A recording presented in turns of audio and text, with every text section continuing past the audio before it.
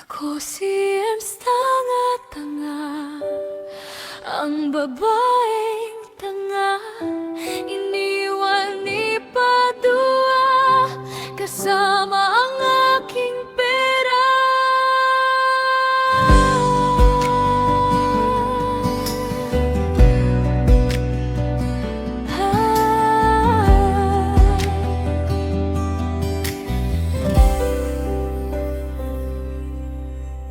Ewan ko ba bakit ako nagbayad ng lalaki.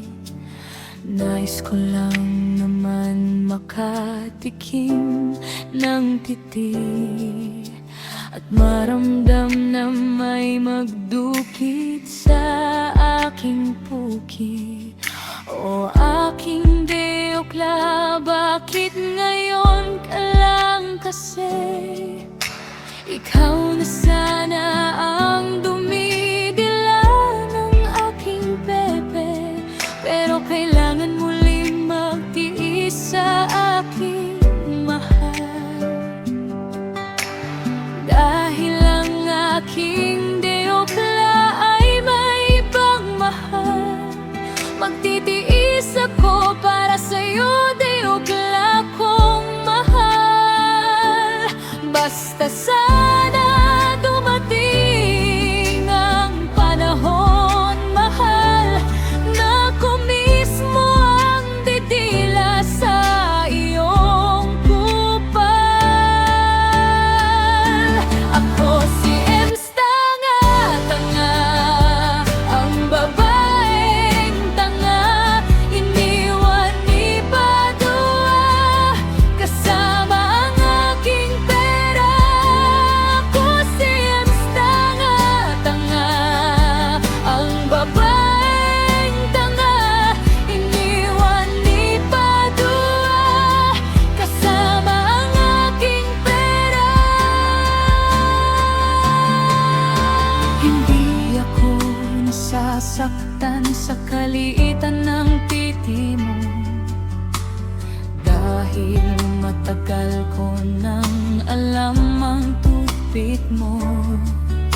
At kahit pa ubod ng liit yang ari mo, huwag mabahala aking deokla salsalero.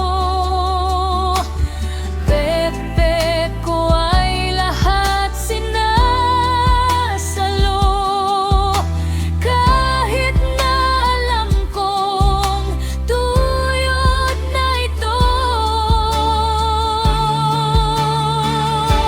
Ako si Ems tanga-tanga, ang babaeng tanga, iniwan ni Padua kasama ang aking pera. Ako si Ems tanga-tanga, ang babaeng tanga, iniwan ni Padua kasama ang aking pera. Sana maiintindihan nyo na naloko ako, dahil di ko matanggap sa sarili ko na naisahan ako at tinakbuhan ako. Ano ba ang gagawin para lang malimot ko? Bakit naman kasi kinalat ng kaibigan ko? Nahihirapan tuloy akong itanggi ang baho ko. Ayaw ko naman siya mawala sa piling ko, kaya sa iba ko sinisisi ang tay ko. Takot kasi ako malaman ang totoo, na mismo kaibigan ko ang umipot sa panot kong ulo. Ako si Ems tanga-tanga,